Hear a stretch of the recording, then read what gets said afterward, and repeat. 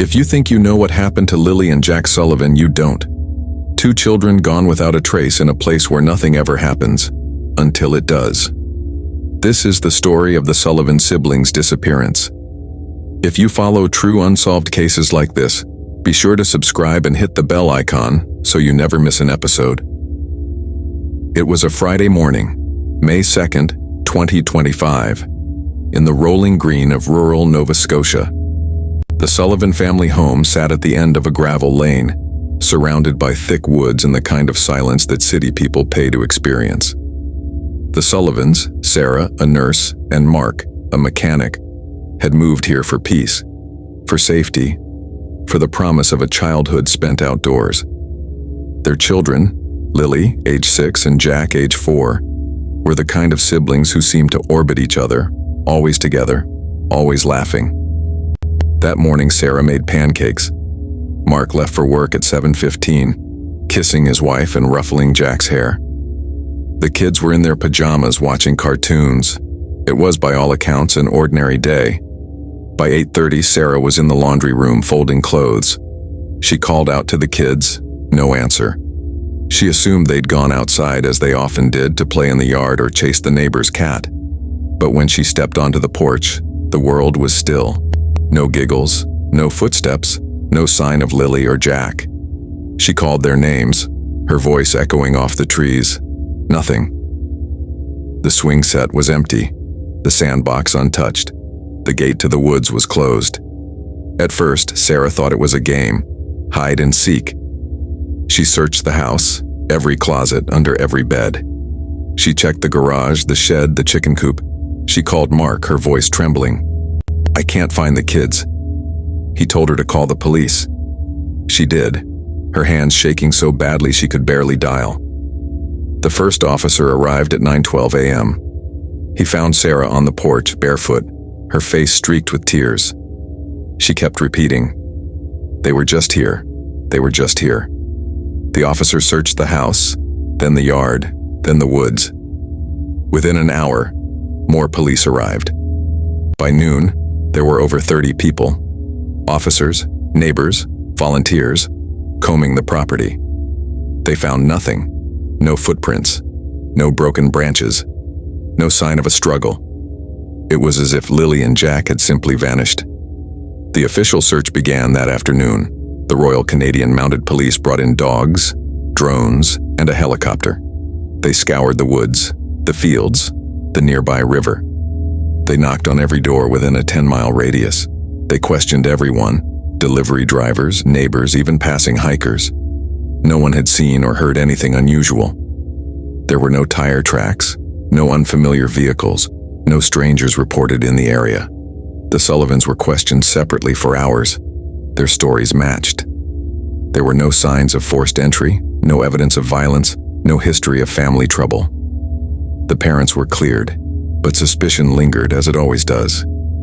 The media descended, cameras and microphones turning the quiet lane into a circus. The Sullivans pleaded for their children's return, their faces hollow with grief. As the days passed, the search expanded. Hundreds of volunteers joined, forming human chains through the woods. The military sent K9 units, trained to find even the faintest scent. They found nothing. Not a shoe, not a scrap of clothing, not a single clue. The case made national headlines. The reward grew to $150,000.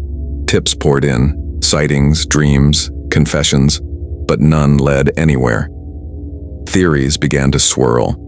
Some said it was a kidnapping, a stranger passing through. Others whispered about wild animals, though there were no signs of an attack.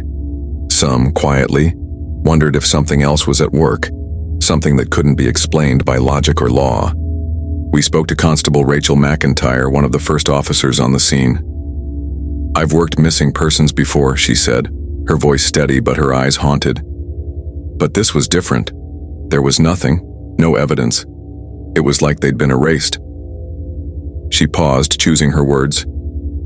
"I don't like to say this, but it didn't feel right. The air felt wrong, like the woods were holding their breath." The Sullivans' home became a shrine.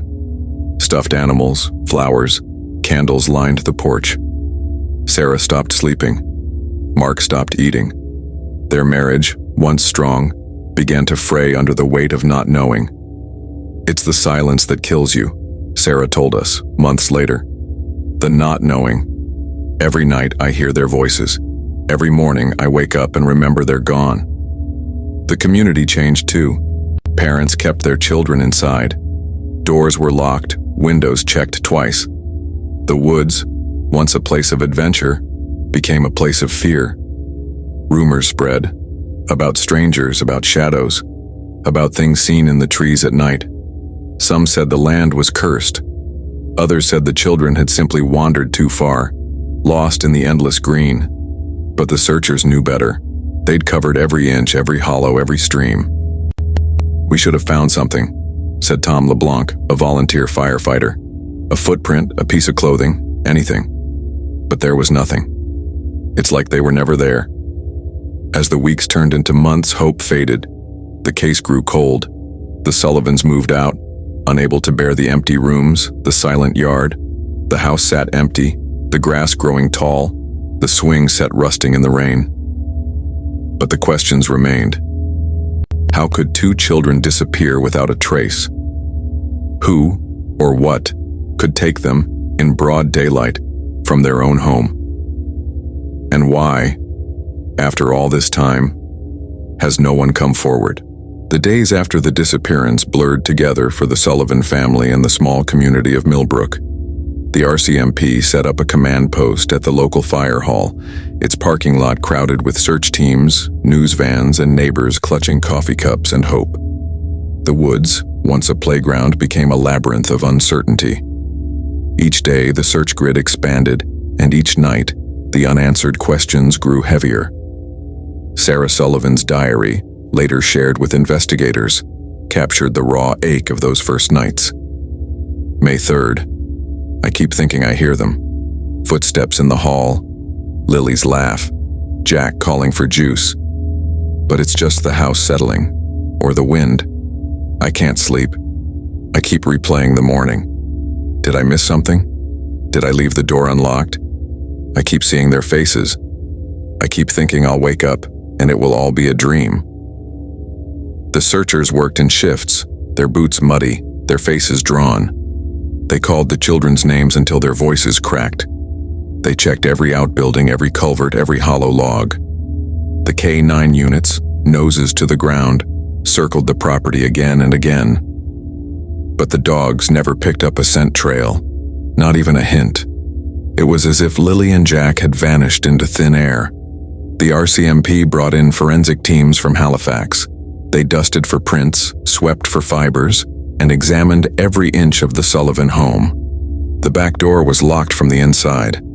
The windows were closed. There were no signs of forced entry, no muddy footprints, no fingerprints that didn't belong. The only thing out of place was a single small handprint on the inside of the living room window, Lily's pressed against the glass as if she'd been watching the rain the day before. Mark Sullivan, stoic in public, broke down in private. He told investigators, "I keep thinking, what if I'd stayed home that day? What if I'd called in sick? I should have been there." He replayed the morning in his mind, searching for anything unusual. But there was nothing. No strange cars, no unfamiliar faces. Just the ordinary sounds of a rural morning, birds, wind, the distant hum of a tractor. The media coverage intensified. National news anchors stood in the Sullivans' driveway, their voices hushed, their words heavy. "A mystery with no clues," one reporter said. "A family shattered, a community on edge." The story spread across Canada, then beyond. Tips came in from as far away as British Columbia and Maine. Psychics called, offering visions. None of it led anywhere. The RCMP's lead investigator, Sergeant Paul Giroux, became the public face of the case. He held daily press conferences, his tone measured, but increasingly weary. "We are pursuing all leads," he said. "We have not ruled anything out. We urge anyone with information, no matter how small, to come forward." But behind closed doors, Giroux confided in his team. "It doesn't add up," he said. Kids don't just disappear. Someone knows something, or something happened here that we don't understand. Theories multiplied. Some pointed to a recent string of break-ins in a neighboring county, though none involved children. Others wondered about the woods themselves, dense, ancient, and, according to local Mi'kmaq elders, full of stories. "There are places you don't go after dark," said one elder, her voice low. "Places that remember." The Sullivans' neighbors, the McKinnons, lived a quarter-mile down the road. They'd seen nothing unusual that morning. "I was out feeding the chickens," said Mary McKinnon. "Didn't see a soul, didn't hear a thing. It's not like the city. You hear everything out here. If a car comes down the lane, you know." Her husband, Doug, agreed. "It's like they just evaporated. I don't like to say it, but it's not natural." As the investigation dragged on, the RCMP began to look at less conventional possibilities. They consulted wildlife experts, who ruled out animal predation. "If it was a bear or a coyote, there'd be evidence," said Dr. Elaine Foster, a biologist from Dalhousie University. "Tracks, fur, blood. There's nothing here. Nothing at all." They brought in a child psychologist, Dr. Peter Havelock, to consider whether the children might have run away. He reviewed their school records, spoke to teachers and friends. Lilly was bright, outgoing. Jack was shy but happy. There were no signs of abuse, no behavioral red flags. Kids that age don't just run off together, not without a reason. And even if they did, they wouldn't get far. Not in these woods. The Sullivans' digital lives were combed through. Emails, texts, social media. There were no threats, no strange messages, no evidence of online predators. The family's finances were stable. There were no enemies, no debts, no secrets that anyone could find. But as the days turned to weeks, the case grew colder. The search parties dwindled. The media moved on. The Sullivans, once surrounded by support, found themselves alone with their grief. Sarah stopped writing in her diary. Mark stopped answering the phone. The house grew quiet, the rooms heavy with absence. Yet, in the community, the story lingered. Children asked their parents, "Where did Lilly and Jack go?" Parents had no answers. Some whispered about the old stories, the ones about the woods, about things that lived in the shadows, about children who wandered too far and never came back. One night, a week after the disappearance, a neighbor reported seeing something strange. "I was out on my porch, couldn't sleep," said Tom LeBlanc. "I saw a light in the woods. Not a flashlight. It was blue, flickering, like a will-o'-the-wisp. I thought maybe it was searchers, but when I called out, it vanished. Just gone." Summer in Millbrook arrived with a heaviness that no one could shake. The air was thick, the woods dense with green, but the laughter of children was missing. The Sullivan house, once alive with the sounds of play, stood silent. The community, still haunted, tried to move forward, but the absence of Lilly and Jack was a wound that refused to heal. The RCMP kept the case open, but the search effort had scaled back. Now, only a handful of officers worked the file, following up on the rare tip that trickled in. Most were dead ends, strangers passing through odd dreams, a child's shoe found miles away that turned out to belong to someone else. But every so often, something would surface that made even the most seasoned investigators pause. In late June, a local hunter named Gregor Shaw came forward. He'd been in the woods behind the Sullivan property, checking his trail cameras. "I wasn't looking for anything," he told police. "Just wanted to see if the deer were moving." But when he reviewed the footage from May 2nd, he found something odd. At 8:41 a.m., the window when Lilly and Jack vanished, his camera had captured a brief, flickering distortion. Not an animal, not a person. Just a blur, a ripple in the air, as if the lens itself had shivered. The footage was grainy, inconclusive. The RCMP sent it to their tech unit, but the report came back. No evidence of tampering, no identifiable subject. Gregor's account didn't end there. "I remember that morning," he said. I heard something. Not voices, not animals. It was like a hum. Low, almost under your skin. I thought it was my tinnitus acting up, but it stopped as quick as it started. He shrugged, uncomfortable. I know how it sounds. The RCMP logged the report, but with no physical evidence, it became just another oddity in a file full of them. Still, word spread. The woods, already a place of whispered stories, took on a new edge. Some locals stopped going in altogether. Others, especially teenagers, dared each other to spend a night near the Sullivan property. Most came back with nothing but nerves and stories of strange sounds in the dark. Sarah and Mark Sullivan, meanwhile, tried to rebuild their lives. They moved to Halifax, closer to family, but the city's noise only made the silence inside them louder. Sarah returned to work, but she was changed. Quieter, brittle, always glancing at the clock. Mark took a job at a different garage, but he rarely spoke to anyone. Their marriage, once a partnership, became a shared solitude. In July, the RCMP received a letter, postmarked from Montreal. The handwriting was shaky, the message brief. I know what happened to the Sullivan kids. Check the old well. There was no signature, no return address. Investigators returned to the Sullivan property searching for any sign of a well. They found nothing, no old stone rings, no hidden shafts. The land had been surveyed, mapped, and searched dozens of times. Still, they brought in ground-penetrating radar just in case. The scans revealed nothing but roots and rocks. The letter was analyzed for fingerprints, DNA, anything that might identify the sender. Nothing. It was as if the message had come from nowhere, a ghostly echo of the case itself. As the summer wore on, the Sullivan story faded from the headlines, but not from the minds of those who had searched, who had hoped. Some of the volunteers met at the local diner, swapping theories over coffee. It was someone local, one insisted.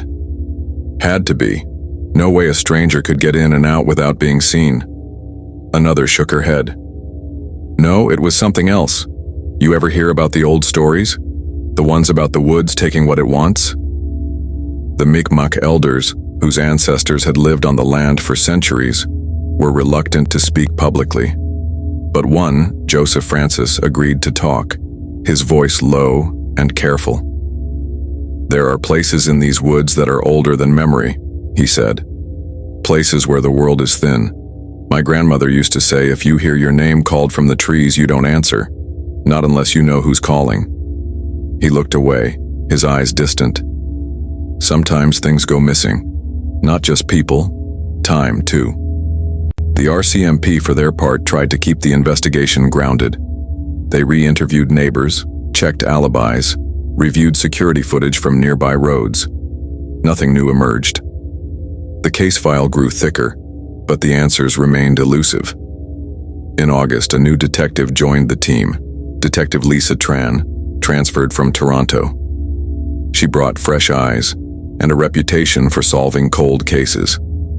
Tran started from scratch, reading every report, every interview, every tip. She visited the Sullivan house, walked the property, stood in the empty living room where Lily's handprint still marked the window. She spent hours with Sarah and Mark, listening more than talking. Tran noticed something in the original statements that others had missed. On the morning of the disappearance, Sarah had mentioned hearing a sound, like wind, but not wind, just before she realized the children were gone. It was a detail she dismissed, overwhelmed by panic. Tran asked her to describe it again. Sarah hesitated. It was strange, like a whoosh but inside the house. I thought maybe it was the dryer, but it wasn't running. Tran filed the detail away, another piece in a puzzle with no edges. She requested the full weather data for that morning. Wind speeds, barometric pressure, anything unusual. The report came back, calm, clear, nothing out of the ordinary. But Tran kept digging. She reached out to the RCMP's Behavioral Analysis Unit, asking if there were any similar cases. Children vanishing without a trace, no evidence, no witnesses. The answer came back. A handful, scattered across Canada, decades apart. No clear pattern, no connection, just a chilling similarity. The suddenness, the silence, the absence of clues. As the leaves began to turn, Tran found herself standing at the edge of the Sullivan Woods listening. The wind moved through the trees, carrying with it the weight of unanswered questions. Somewhere, a crow called. The world felt unchanged, and yet nothing was the same. The Sullivan siblings were still missing. The woods still held their secrets. And the sense of something unseen, something just out of reach, lingered in the air. Detective Lisa Tran's presence in Millbrook brought a new energy to the investigation, but it also stirred up old anxieties. Some locals resented the renewed attention, while others clung to the hope that a fresh perspective might finally break the silence. Tran spent her days poring over files and her evenings walking the Sullivan property, retracing the steps of searchers, parents, and children. She was methodical, almost ritualistic in her approach, pausing at the swing set, the sandbox, the edge of the woods, as if waiting for the landscape itself to speak. One evening in late September, Tran met with Tom LeBlanc, the volunteer firefighter who'd helped lead the initial search. They sat on the back porch of the now empty Sullivan house, the air cool and heavy with the scent of fallen leaves. Tom's hands trembled as he spoke. "I still see them, you know. Not the kids, but the searchers. All of us, moving through those trees, calling their names. It's like a dream I can't wake up from." Tran asked him about the blue light he'd reported seeing in the woods. Tom hesitated, glancing at the darkening tree line. "I know what people think, that I was tired seeing things, but I know what I saw. It wasn't a flashlight. It was alive, almost, like it was watching us." He shook his head. "I haven't been back in those woods since."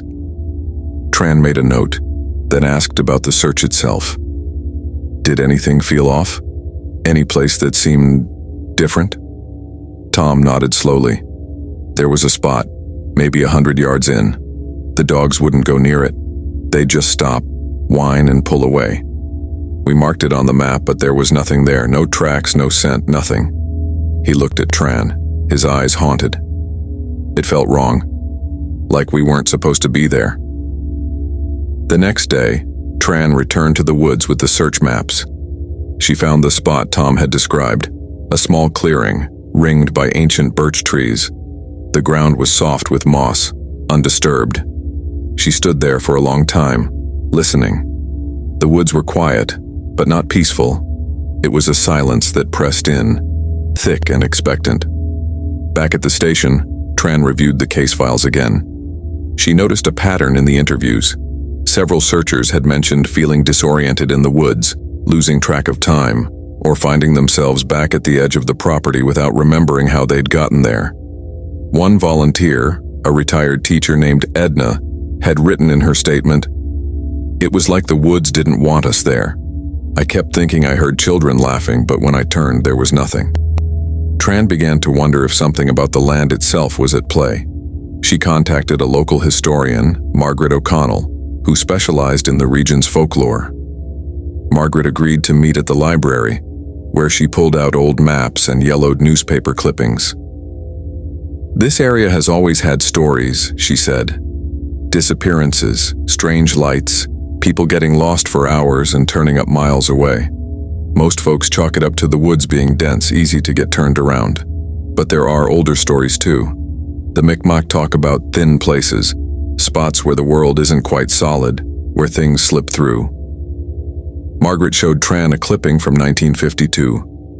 "Local boy missing, found unharmed after 3 days, claims he was with the trees." The boy, age 7, had vanished from his family's farm, only to reappear 3 days later, barefoot and unharmed, with no memory of where he'd been.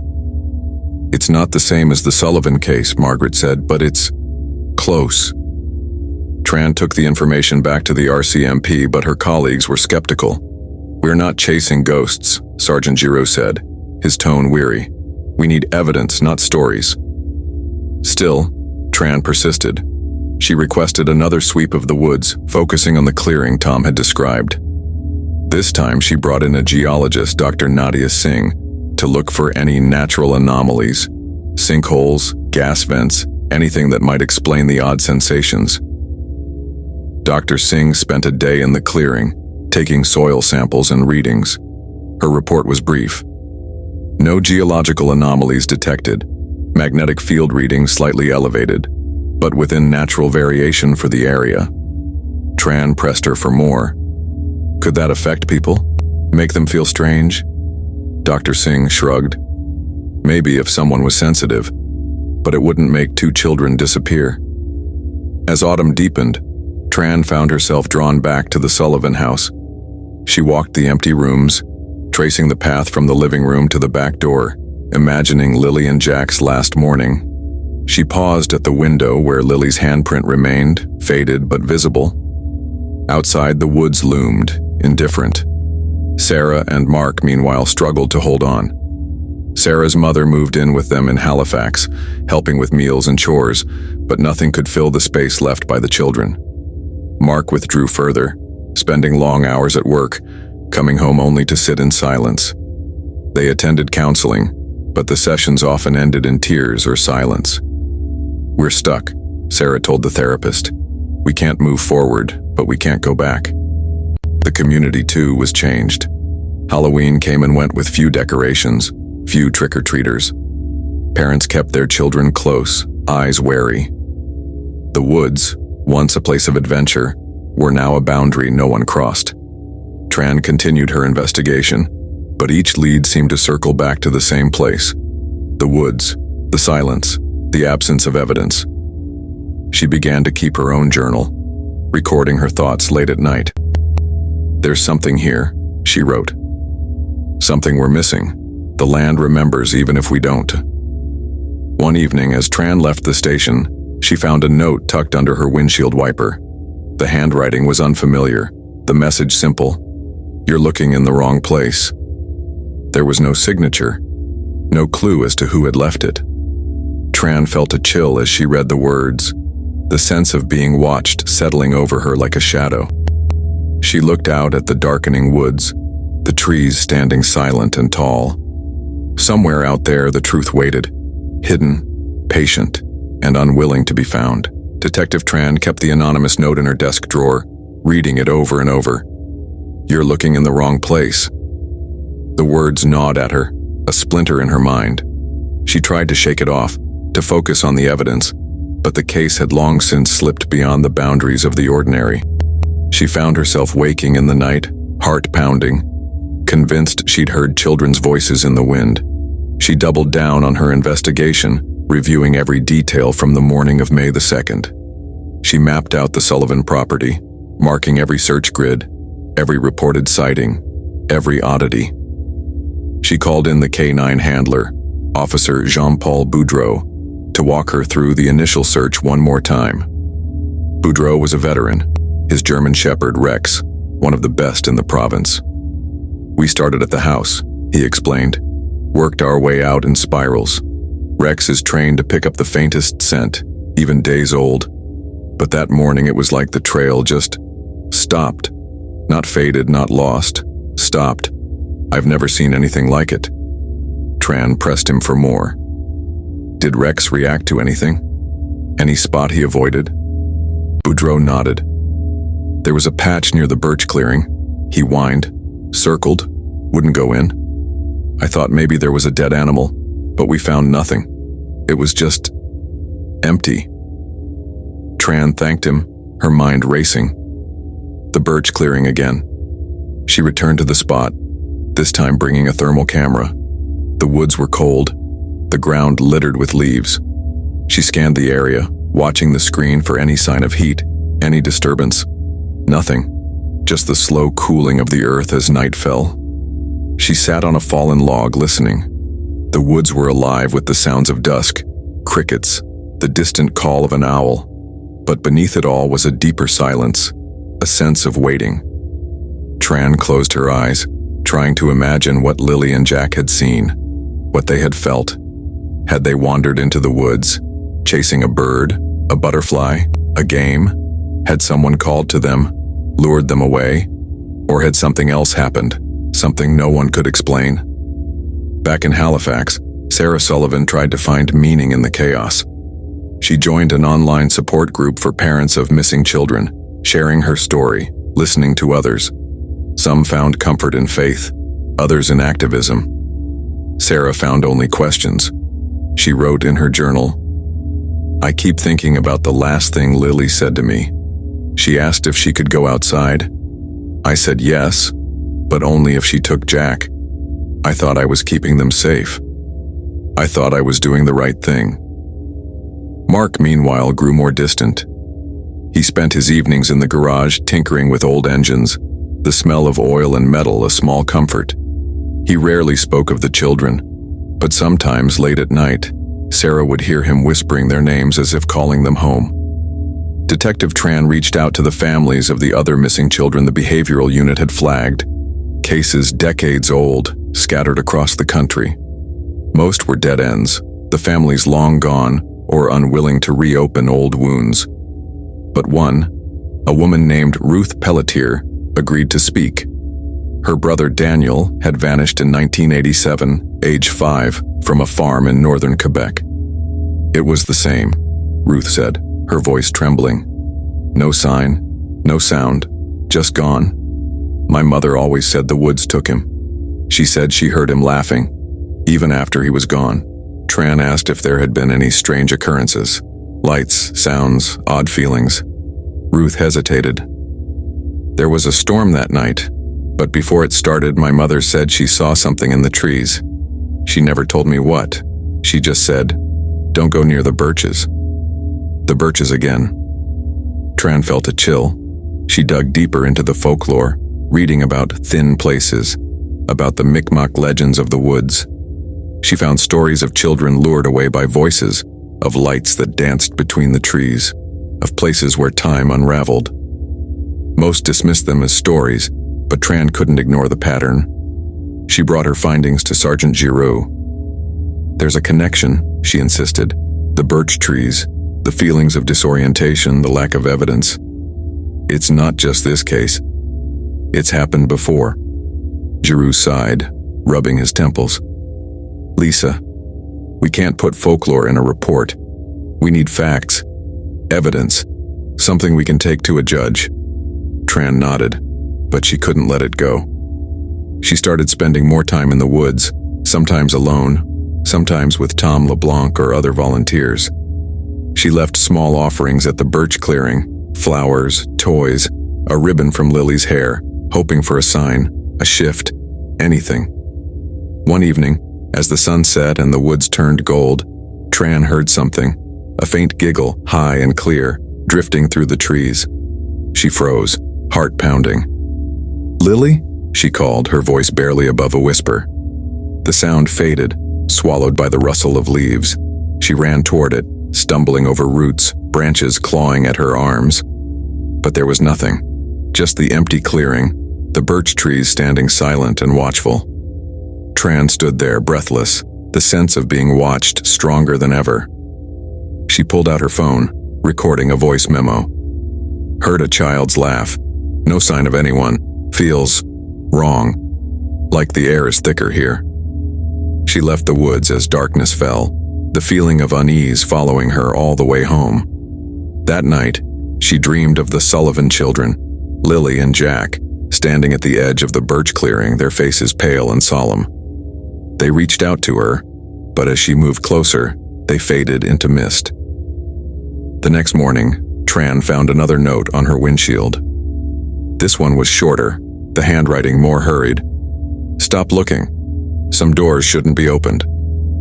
Tran stared at the note, her hands shaking. She knew she was closer to something that defied explanation, something that might never let her go. Detective Tran kept the second note, folding it carefully and placing it beside the first. The warnings unsettled her, but they also fueled her determination. She couldn't stop now, not when the case felt closer to the edge of revelation than ever before. Still, she was careful. She told no one about the notes, not her colleagues, not even Sarah or Mark. The sense of being watched had grown, a constant pressure at the back of her mind. She began to notice small things. Her phone would lose signal near the birch clearing even on clear days. Her flashlight flickered, batteries draining faster than they should. Once she found her compass spinning slowly, the needle refusing to settle. Tran logged these incidents in her journal, trying to keep her thoughts organized, rational. But the more she wrote, the more the case seemed to slip from the realm of the explainable. One afternoon, Tran met again with Margaret O'Connell, the local historian. They sat in the library's reading room, surrounded by stacks of old books and maps. Tran shared her experiences, the laughter in the woods, the strange notes, the odd behavior of her equipment. Margaret listened, her expression grave. "There are stories," Margaret said quietly, "about places where the world is thin. The Mi'kmaq call them crossing places. Sometimes people see lights, hear voices, lose time. Sometimes things go missing, animals, objects, even people. The birch trees are often a marker. They're said to be guardians, or sometimes gateways." Tran asked if there was any way to close such a place, to protect people from it. Margaret shook her head. "The old stories say you can't close what isn't meant to be closed. You can only respect it. Leave offerings, speak kindly, don't linger after dark.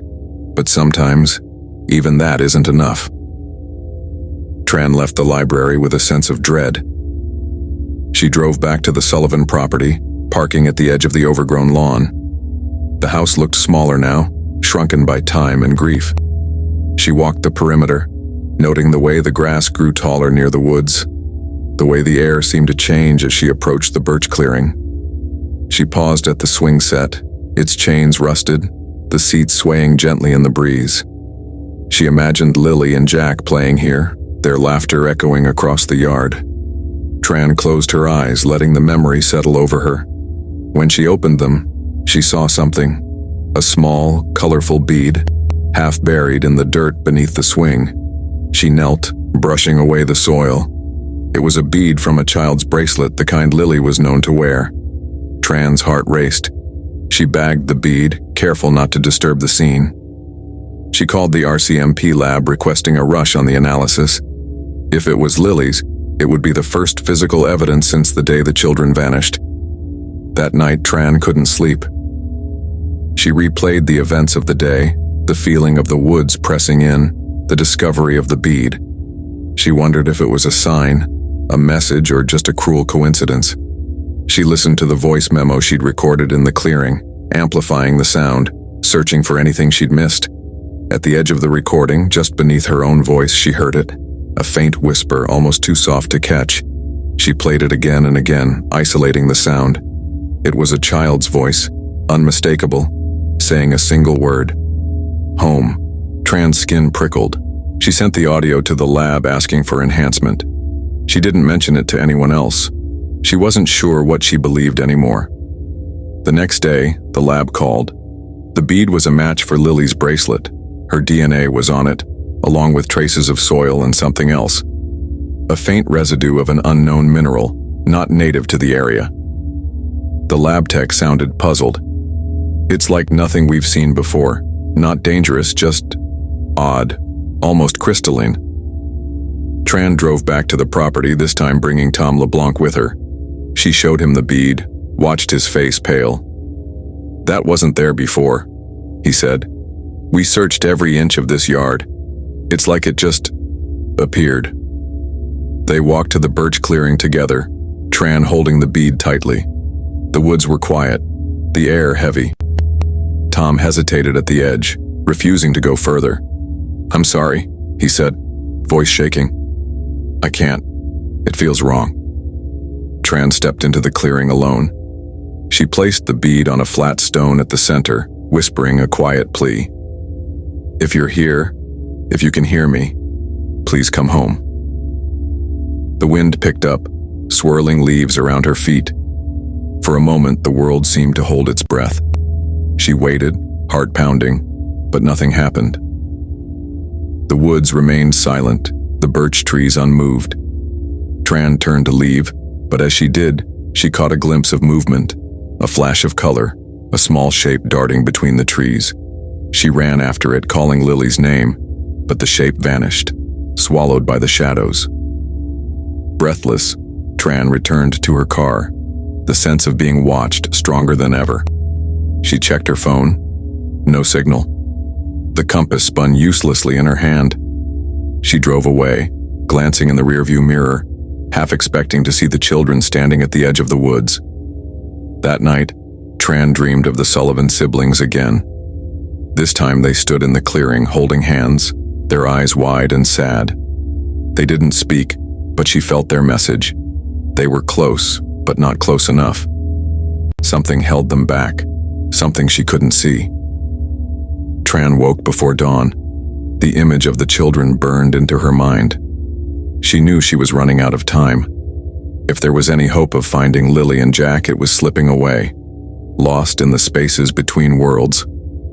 Detective Tran arrived at the station before sunrise, her mind still tangled in the remnants of her dream. She poured herself a coffee, hands trembling, and stared at the evidence board. The bead, the whispers, the notes, each clue felt like a thread, but none of them led anywhere solid. She wondered if she was losing her grip, if the case was slipping into obsession, but the image of Lilly and Jack standing in the birch clearing wouldn't let her rest. She called the lab again, pressing for more information about the mineral found on the bead.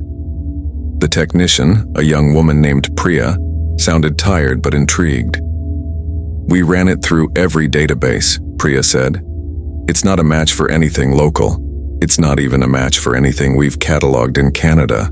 It's almost like, well, it's not from here. I know how that sounds." Tran thanked her, jotting down the details. She wondered if the mineral could have come from an old well, a buried artifact, or something else entirely. She made a note to check geological surveys of the area, but a part of her already knew the answer would be another dead end. Later that morning, Tran met with Sergeant Giro. She laid out her findings, careful to stick to the facts: the bead, the DNA, the mineral, the oddities with her equipment. Giro listened, his skepticism clear, but he didn't interrupt. When she finished, he sighed. "Lisa, I want to believe we're close, but we're running out of resources. The higher-ups want to close the file. Unless you can give me something concrete, something actionable." Tran nodded, frustration burning in her chest. She left the office, her resolve hardening. If the official investigation was winding down, she would keep searching on her own. That afternoon, Tran drove to the Mi'kmaq Community Center, hoping to speak with Joseph Francis again. She found him in the garden, tending to late autumn vegetables. He greeted her with a nod, his eyes kind but wary. She told him about the bead, the mineral, the dreams. Joseph listened, then led her to a bench beneath a maple tree. "You're not the first to come here with stories like this," he said quietly. "My grandmother used to say the land remembers. Sometimes it calls to people. Sometimes it takes them. But it's not evil. It's just old. Older than any of us." Tran asked if there was any way to bring the children back. Joseph shook his head. "You can ask. You can leave gifts. Say prayers. But sometimes the answer is no. Or not yet." She pressed him for more, desperate for anything that might help. Joseph hesitated, then reached into his pocket, pulling out a small pouch. He handed it to her. "Sweetgrass. Burn it in the clearing. It's for protection, for clarity. It might not bring them back, but it might help you see what you need to see." Tran thanked him, clutching the pouch tightly. She drove straight to the Sullivan property, parking at the edge of the woods. The sky was overcast, the air heavy with the promise of rain. She walked to the birch clearing, heart pounding, and knelt at the center. She lit the sweetgrass, watching the smoke curl into the air, the scent earthy and sharp.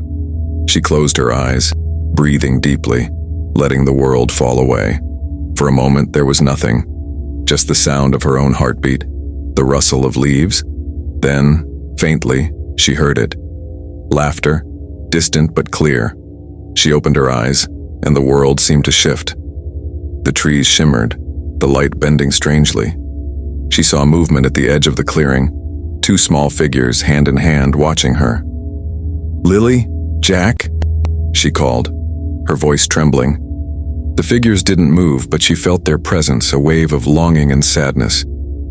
She stepped forward, but the world snapped back to normal. The figures gone, the clearing empty. The sweetgrass had burned to ash. Tran sat on the mossy ground, tears streaming down her face. She felt closer than ever, but also more helpless. She gathered the ashes, tucking them into her pocket, and walked back to her car. That night, she called Sarah Sullivan. She hesitated, unsure how much to share, but something in Sarah's voice, raw, exhausted, desperate, made her open up. She told her about the bead, the dreams, the clearing. Sarah listened in silence, then whispered, "I dream about them too. Every night. They're always just out of reach.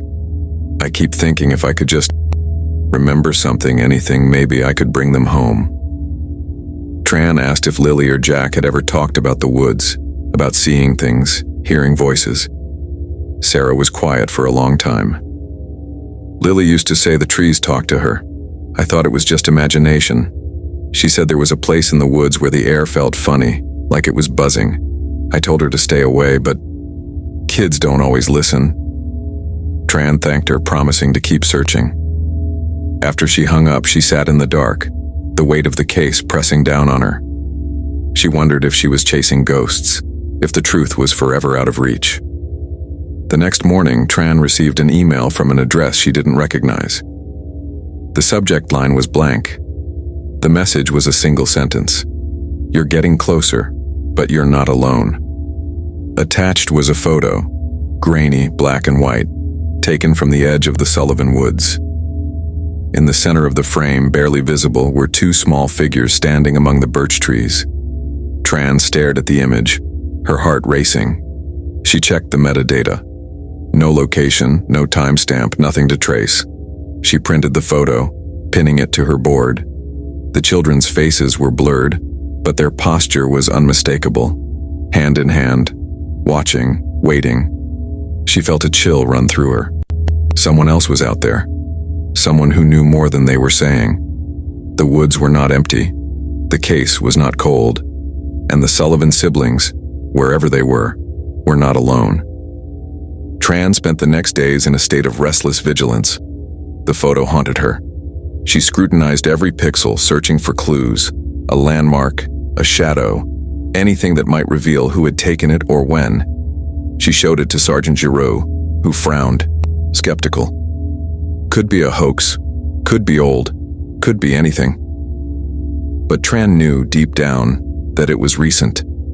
The angle, the trees, the faint outline of the Sullivan house in the background, it was all too familiar. She canvassed the area again, asking neighbors if they'd seen anyone with a camera, anyone unfamiliar. Most shook their heads. A few mentioned a white van parked near the woods a week earlier, but the plates were obscured by mud, and no one had seen the driver. Tran checked traffic cameras on the main road, but the footage was inconclusive. Too many vehicles, too many faces. She returned to the woods, this time with a camera of her own. She set up motion-activated trail cams around the birch clearing, hoping to catch whoever or whatever was watching. She left offerings again. Sweetgrass, a child's drawing, a small toy car. Each time, she whispered the children's names, her voice trembling with hope and fear. The nights grew colder. Tran found herself waking at odd hours, heart pounding, convinced she'd heard footsteps outside her window. She started sleeping with her phone beside her, the photo of the children set as her background. She listened to the enhanced audio from the clearing, the child's whisper, home, echoing in her mind. One morning, Tran received a call from Priya at the lab. "We ran another analysis on the mineral from the bead," she said. "It's not just rare, it's anomalous. The crystalline structure is off. It's like it was formed under conditions that don't exist here.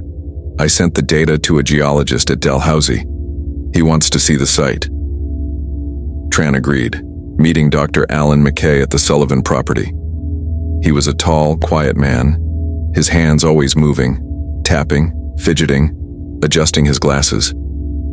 He took soil samples from the clearing, the swing set, the spot where the bead was found. He ran a portable spectrometer, frowning at the readings. "It's not just the bead," he said. "There's a trace of the same mineral in the soil here. Very faint, but it's there. I've never seen anything like it." Tran asked if it could be contamination, something left by old machinery or a buried object. Dr. McKay shook his head. "No, this is different. It's almost as if the soil itself was changed, just in this spot, like something passed through and left a fingerprint." The word fingerprint stuck with Tran.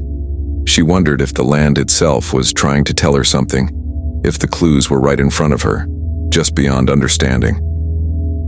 That evening, Tran checked the trail cams. Most showed nothing but wind and shadows, the occasional deer or raccoon. But one, set at the edge of the birch clearing, had captured something strange. At 2:13 a.m., the camera recorded a brief flash of blue light, followed by a distortion, a ripple, as if the air itself had bent. For a split second, two small figures appeared in the frame, standing hand in hand. Then, just as quickly, they were gone. Tran watched the footage over and over, her skin prickling. She sent it to the lab asking for enhancement, but she already knew what she'd seen. The children were there, if only for a moment. The blue light, the ripple, it matched the hunter's trail cam from months before. The stories of will-o'-the-wisps, the Mi'kmaq legends of crossing places. She called Joseph Francis, her voice shaking. "I saw them. On camera. There was a blue light, a ripple. What does it mean?" Joseph was silent for a long time. Sometimes, the old stories say, the world opens for a moment, just a moment. If you're in the right place, at the right time, you can see what's on the other side. But it's not a place for the living. Not for long. Tran asked if there was any way to bring the children back. Joseph's voice was gentle but firm. "You can try, but you have to be careful. Sometimes when you call to the other side, something else answers." Tran felt a chill. She thanked him, then sat in her car, staring at the woods. She wondered if she was in over her head, if she was risking more than just her own safety. But she couldn't stop. Not now. She called Sarah Sullivan, sharing the news about the footage. Sarah wept, her relief and grief mingling. "Does this mean they're alive? Are they trapped?" Tran hesitated. "I don't know, but I think they're close. Closer than we thought." Sarah asked if she could come to the property to see the clearing for herself. Tran agreed, arranging to meet the next day. That night, Tran barely slept, her mind racing with possibilities and fears. The next morning, Sarah arrived, pale and trembling, clutching a small stuffed rabbit, Lilly's favorite. Together, they walked to the birch clearing. Tran showed her where she'd left the offerings, where the bead had been found. Sarah knelt, placing the rabbit on the stone, her voice breaking as she whispered her children's names. The wind picked up, swirling leaves around their feet. For a moment, the air shimmered, the light bending strangely. Tran felt the now familiar sense of being watched, of standing on the edge of something vast and unknowable. Sarah closed her eyes, tears streaming down her face. "Please," she whispered. "Please come home." The woods were silent, but the feeling lingered, an electric charge, a sense of presence. Tran placed a comforting hand on Sarah's shoulder, both women standing in the clearing, waiting, hoping, listening for a sign. The clearing felt different with Sarah there, more charged, more fragile. Tran watched her, saw the way her hands shook as she clutched the stuffed rabbit, the way her eyes darted to the shadows between the birch trees. The two women stood in silence for a long time, the only sound the wind sighing through the branches. Tran wanted to say something comforting, but the words felt hollow. There was nothing to say that could fill the space where Lilly and Jack should have been. Sarah finally broke the silence. I keep thinking I'll hear them. I keep thinking I'll wake up and this will all be over. Her voice was barely more than a whisper. But it's always the same. Just nothing. Tran nodded, understanding more than she could say. She knelt beside Sarah, placing her hand on the mossy ground. I don't know what's happening here, she said quietly. But I believe you. I believe they're close. I just don't know how to reach them. Sarah wiped her eyes, her face set with determination. I want to try. I want to do whatever it takes. If there's even a chance. Tran hesitated, then nodded. There's something Joseph gave me. Sweetgrass. It's for protection, for clarity. We can try burning it again. Maybe it will help. Sarah agreed, her hands trembling as Tran pulled the pouch from her pocket. They knelt together in the center of the clearing, Tran lighting the sweetgrass, watching the smoke curl and drift. The scent filled the air, earthy and sharp, and for a moment, the world seemed to hold its breath. Tran closed her eyes, focusing on the sound of her own heartbeat, the feel of the earth beneath her. She whispered the children's names over and over, a quiet litany. Sarah joined her, their voices weaving together, a plea and a prayer. The wind picked up, swirling the smoke around them. Tran felt a tingling in her skin, a pressure in her ears. She opened her eyes and saw the air shimmering, the light bending in impossible ways. For a heartbeat, she thought she saw movement. Two small figures at the edge of the clearing, hand in hand watching. Sarah gasped, reaching out. Lilly, Jack. Her voice cracked, raw with hope and fear. The figures didn't move, but Tran felt their presence, a wave of longing and sadness.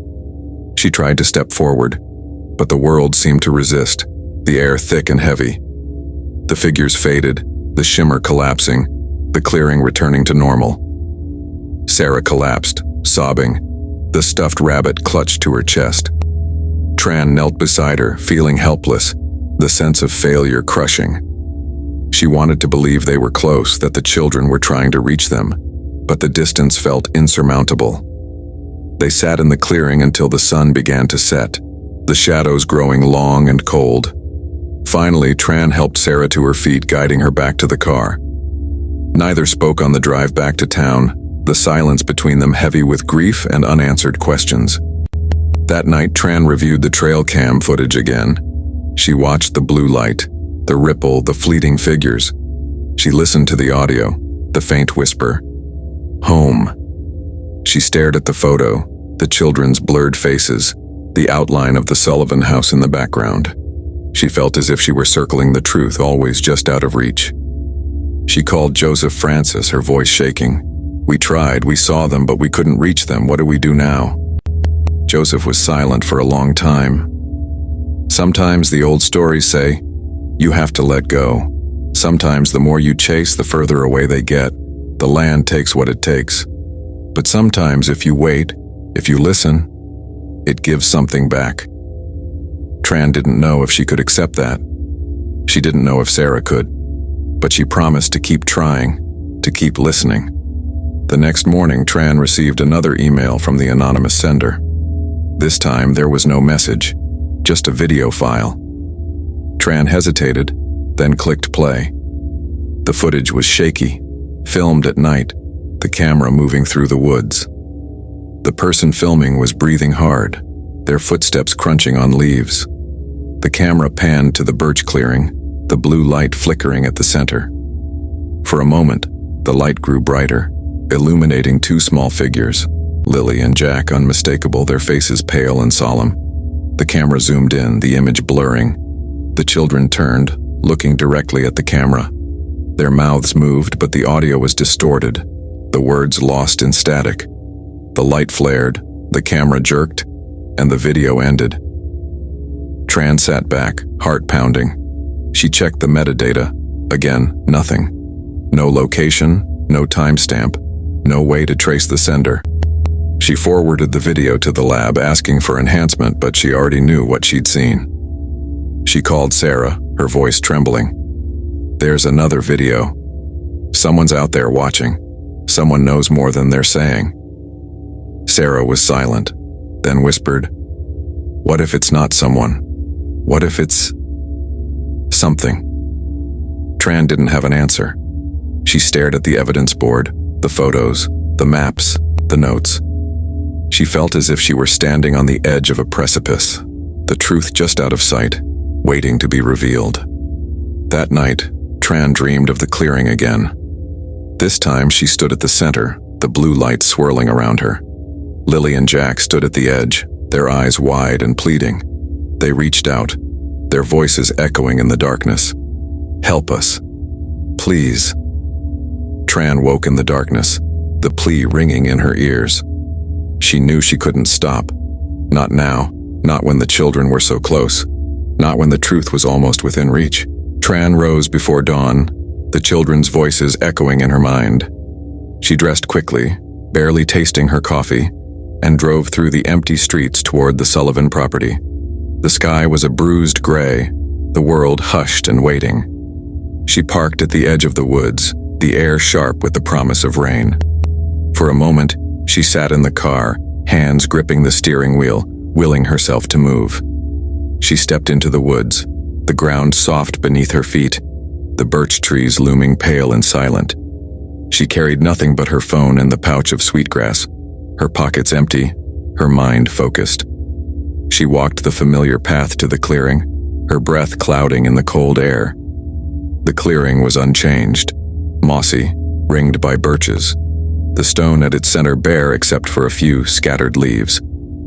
Tran knelt, lighting the sweetgrass, watching the smoke curl upward. She closed her eyes, whispering the children's names, her voice steady and sure. The wind picked up, swirling the smoke, the trees creaking overhead. Tran felt the now familiar pressure in her ears, the sense of the world shifting. She opened her eyes and saw the air shimmer, the light bending, the blue glow flickering at the edge of vision. She stood, heart pounding, and stepped forward.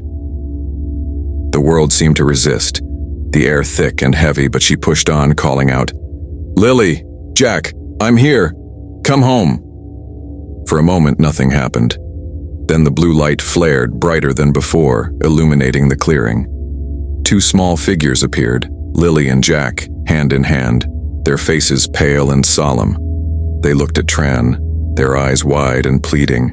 Tran reached out, tears streaming down her face. "Come home," she whispered. "Please." The children stepped forward, the light swirling around them. Tran felt a surge of hope, a sense that the barrier was thinning, that the distance between worlds was shrinking. She reached for them, her fingers brushing the edge of the light. But as she touched it, the world convulsed. A jolt of cold, a rush of wind, a sound like distant thunder. The children's faces twisted, their mouths opening in silent screams. The light flickered, the clearing spinning, the trees bending inward. Tran staggered back, the world snapping into focus. The children were gone, the light extinguished, the clearing silent. She fell to her knees, sobbing, the sense of loss overwhelming. She didn't know how long she knelt there, the cold seeping into her bones. When she finally stood, the sun was rising, the woods bathed in pale gold. She walked back to her car, numb, her mind blank. At the station, Tran filed her report, careful to stick to the facts. The bead, the mineral, the footage, the anonymous emails. She left out the dreams, the voices, the blue light. She knew no one would believe her. She barely believed it herself. The case was officially closed a week later. The Sullivan siblings were declared missing, presumed dead. The file was boxed, shelved, another unsolved mystery in a world full of them. Sarah and Mark Sullivan moved away, unable to bear the weight of the empty house, the empty rooms. The community tried to move on, but the wound remained, a scar that would never fully heal. Tran stayed in Millbrook, unable to let go. She visited the clearing often, leaving offerings, whispering the children's names. Sometimes she thought she heard laughter in the wind, saw movement at the edge of the trees. She kept the photo, the bead, the notes, a private shrine to the children she couldn't save. Months passed. The seasons changed. The woods grew thick with snow, then green with spring. The story of the Sullivan siblings faded from the headlines, but not from the hearts of those who remembered. One evening, as Tran walked the edge of the woods, she found a new note pinned to a tree. The handwriting was different, childlike, shaky. It read, "We're still here. Don't forget us." Tran stared at the note, her heart pounding. She looked around, but the woods were empty, the air still. She took the note, tucking it into her pocket, a new weight to carry. That night, she dreamed of the clearing again. This time, the children stood at the center, their faces calm, their eyes bright. They smiled at her, reaching out, their voices clear and strong. "Thank you." Tran woke with tears on her cheeks, a sense of peace settling over her. She knew the mystery would never be solved, not in any way that made sense. The woods would keep their secrets, the world would move on, and the Sullivan siblings would remain, lost, remembered, loved. But sometimes, when the wind was right, when the light bent just so, Tran thought she saw them. Two small figures, hand in hand, watching from the edge of the trees, waiting, hoping, reminding her, and all of us, that some doors, once opened, can never truly be closed. And in Millbrook, Nova Scotia, the woods still hold their breath, the silence deep and unbroken, the mystery of Lilly and Jack Sullivan lingering like a shadow, unanswered and perhaps unanswerable.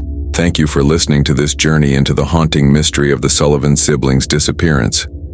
Cases like this leave us with more questions than answers, and the echoes of Lilly and Jack's story linger long after the headlines fade. We want to hear from you. What do you think happened that morning in Millbrook?